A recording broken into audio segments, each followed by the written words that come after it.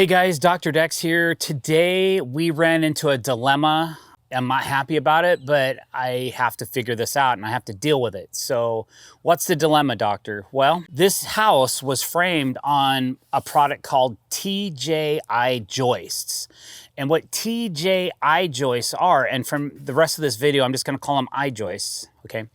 They're an engineered product that's designed to span further and squeak less and twist and warp less. And it's really great for framing houses in. But what makes me upset is when the framers or the builders, they create this awesome home, but they don't put a solid rim on the outside of the house. A belly board is what I call it, where I can't really attach to this. It's just a 1/2-inch thick piece of plywood. So we just tore down this deck, and they didn't bother, whoever built the last deck didn't even bother to check to see what they were attaching to. Okay, so what we have is we have a layer of cement siding, then we have a 1/2-inch piece of press board. It's probably the least expensive type of way to sheathe a house. And then there's a 1/2-inch air gap in between that press board plywood and the I-joist, because the I-joist, it's called an I-joist because there's an engineered top piece and then there's a piece of plywood that sticks into that, and then there's an engineered bottom piece. So if you look over here, you can see it's multi-stranded, glued together. It's kind of like a mini glue lamb on top, and then there's another equally sized piece on the bottom. It's like an equally spanning product. So lucky for us, there's actually access underneath this house right here, so I could go underneath and verify what I was attaching to.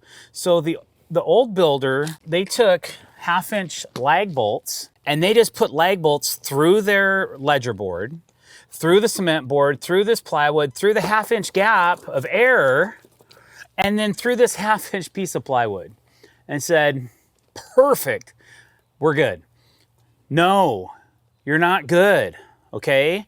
That's not proper construction. I don't even care if the code says you can do this, I wouldn't do it. So what we're gonna do, how we rectify this, and how I've done this in the past, and this is how we're gonna do it. We're gonna get some structural plywood, or at least something like OSB or ACX maybe, something kind of nice, and we're gonna rip it down into some 7-inch strips. We're gonna glue and screw that to this side of this I-joist. Now the inside of the I-joist has the same issue. There's nothing back there for support. We're gonna take a piece of 2x8 and rip it down to about 6 3/4, because I think there's about 7 inches between these mini laminated pieces. Now listen, guys, I'm not a house builder. I don't know all the terminology of house building, and our channel is for everyone. It's for the advanced, and it's also for the beginner. So forgive me if I'm not saying this properly, or if I'm not using your lingo, because I built decks for the last 30 some years. I know deck lingo. If I don't get the house lingo right, sorry, you don't need to comment about it. It is what it is, okay? What we're gonna do is we're gonna take that 6 3/4 board, or maybe 7 inches if we really wanna make it snug, and we're gonna glue and screw that to the backside of this I-joist, and we're gonna try to get some screws into this little laminated part here. And there's also a double plate below this. There's studs under here and then a double plate. So we're gonna screw down into that double plate. That way, what we have now is something solid that we can attach our ledger board to, and I will be able to sleep at night knowing I'm gonna use Fasten Master ledger locks, and it's gonna go through my aluminum ledger, and then it's gonna go through my better piece of plywood than this, and it's gonna be right against this piece. So we're gonna go through a 1/2 inch there, we're gonna go through this 1/2 inch, and then we're gonna go into 1.5 inches into that. So we have 1.5 inches and 2 1/2 inch, so it's 2.5 inches. Now we have 2.5 inches of solid member to go into, plus my 1 3/4 inch aluminum. So 2.5, 3.5. So it's 4 1/4-ish from the outside. I'll probably use a 5-inch ledger lock so that when I'm done, the points of all my fasteners are actually going to be poking through all that material. And that's not a bad thing because, for one, nobody's going to see it on the underside of the house. And it makes sure that we've gotten through all of those layers and that we have the maximum shear resistance so that we're not trying to pull away from the house. So if you have fallen into this position before, or if you're about to, or you just realize, you just watch this video and go, hey man, I think I have the same problem. That's how we're going to fix it, okay? So I'll be giving some updates to Studio Man so he can, like, as we start getting into this, because I don't have any supplies here for this. This was a recent surprise, and we happen to be filming for YouTube today. So I felt that it's probably one of the more important videos because I need to tell you guys, that's not a safe way to install a ledger to a house. If you're gonna take a lag bolt, even if let's just say we're doing this deck in lumber, and you're just gonna run lag bolts through the cement board, through a 1/2 inch air gap and into a 1/2 inch piece of I-joist, man, you're getting into nothing. At the very least, I would consider possibly somehow getting a fastener into here if I was going to skip all this other stuff.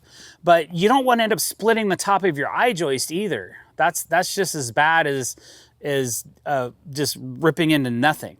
So then also on top of that, okay, that's bad enough, right? Doing all that, that's gonna cost us hours, but we wanna do this right. We also have earthquake straps, and we have to do this on the opposite side of the house. This is a big deck, it wraps around and goes around the other side. I assume we have the same issue over there, 30 feet away. So we're gonna have to kind of do the same thing.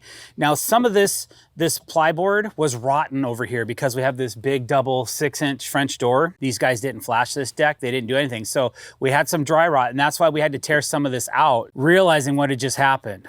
So on the other side of the house, I don't know if we're gonna rip into all this stuff. We might leave it, and then we're still gonna put a backer in, and then we're still gonna take the cement board off, so I have something nice and tight I can put my ledger against, and then I will flash it. This is loose now. We cut this away so I can get flashing up underneath here. We're gonna get rid of this paper, this house wrap, and we're gonna put waterproof membrane tape in instead, so that if it ever gets compromised again with moisture, we have more than this protecting it. Because everywhere somebody puts a nail through this stuff, I just don't think it works. That's just my opinion. Back to the next dilemma, you gotta be careful when you're cutting through, because we have these straps on the other side of the house as well. These straps go usually all the way down to the foundation, and you can see right here, this broken up piece of the foundation, that strap, I can feel it. Yeah, so this earthquake strap goes all the way down into the foundation and comes up the wall, all the way up here. And it probably goes, I don't know how tall this one goes. So, and there's like a jillion nails in this thing all the way down. We have earthquakes where we live, so it's the code. If silly me took a saw and I just started cutting on this right here, and I've done this before, so just take it from me. If you cut too deep, you're gonna cut your earthquake strap. And that doesn't do anybody any good if you cut the earthquake strap.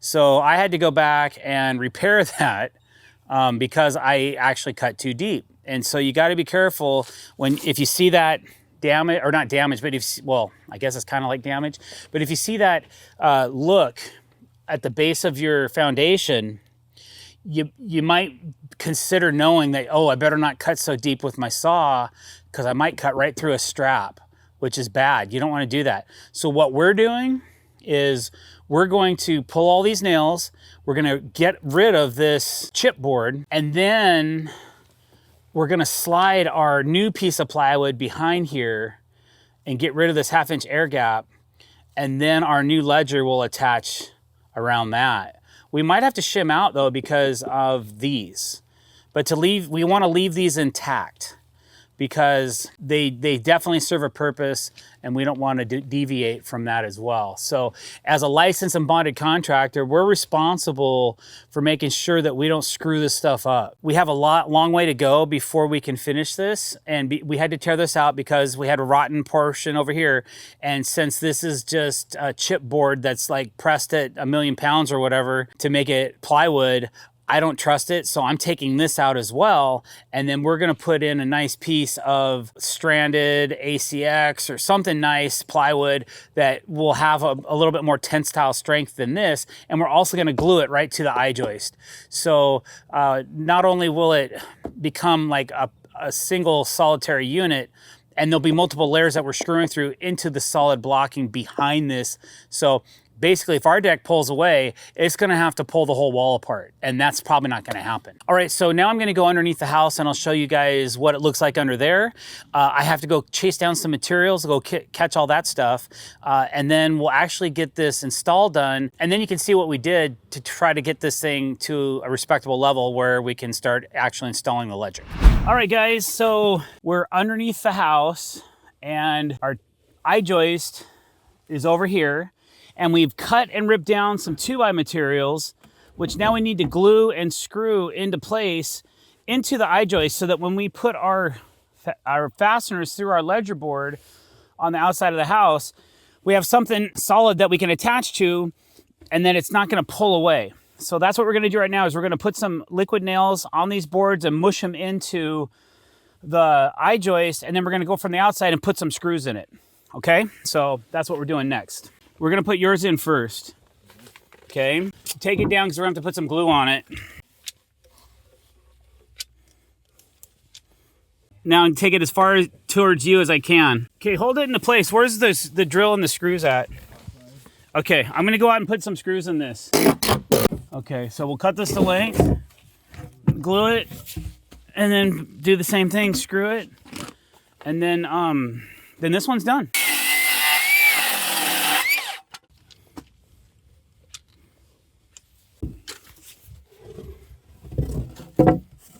Okay, I'm gonna go out and put some more screws in it, or Bentley. Now that we have the support we need for the inside of the house, now we're gonna go to the outside, add a piece of plywood to the outside of this to stiffen it a little bit more. Then we'll be ready to install the ledger board on the outside of the house. Except we have to drive a helical pile in first, so we'll get that done, and then we'll go ahead and run this outside ledger. I have some marine grade plywood that I'm gonna use to glue and screw to the other side of this I-joist, all right? And then that's our last step. Then we can just start waterproofing and making things happen. So that's the next step. I'm gonna just get some liquid nails going here. Oh, really? Liquid nails? You fail. Heavy duty, except our parts that we assemble with, those aren't. Well, let's see what happens without a spout, guys.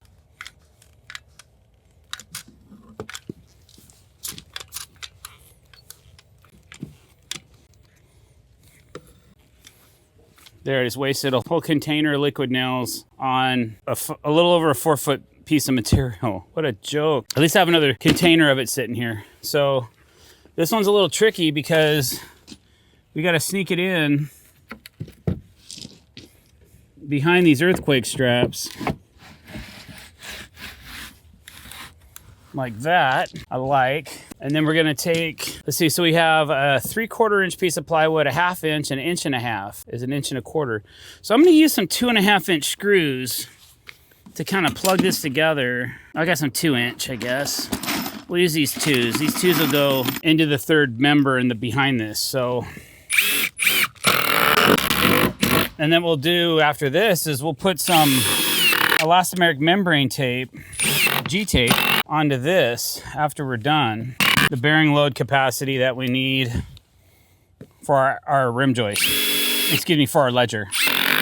Okay, make sure this fits, and it does. We'll take our other tube of liquid nails, and hopefully this one works. Caulking gun. They're German, but I don't like the fact they don't have an end cutter. I know that a lot of pros, they don't use them end cutters anyways. But when you're just trying to do something quick and dirty, sometimes having that end cutter is kind of cool. Okay, I've got holes in this one. Make sure it dispenses properly. There it goes. Batting 500, guys. Just set this up here like this. And toss some screws in this. Okay, we've got an obstruction I didn't catch. Gonna have to pop a nail real quick. obstructions.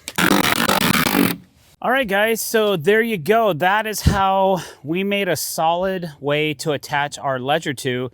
By the way, the screws I'm using are a Fasten Master MVP. They're a structural screw, so it helps hold things together better than a standard screw. These heads won't snap in an earthquake or movement or thermal fluctuations. So basically, here's the rundown. We cleaned the inside, we glued a 2x8 to the inside, we screwed that to the wall, and then we came back with some 3/4 inch plywood, screwed that to the outside of the wall through the I-joist into the 2x8 that we put in from the back. Now we have a solid way to mount our ledger to. Thanks for watching, guys. Don't forget to click that subscribe button and hit the bell icon if you want to be notified when we're putting out new content. Thanks for watching this video. Have a great day.